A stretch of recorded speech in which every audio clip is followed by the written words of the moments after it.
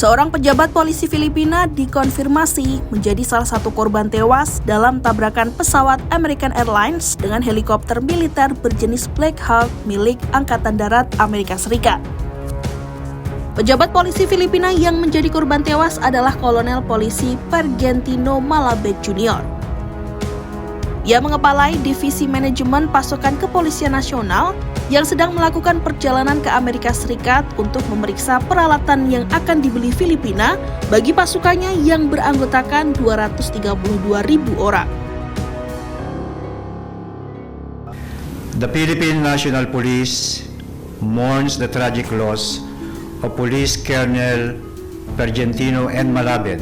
He is the chief of the Supply Management Division who was among those on board the American Airlines flight that collided mid-air with the U.S. Army Black Hawk helicopter near Reagan National Airport in Washington, D.C. and crashed in the Potomac River on Wednesday night.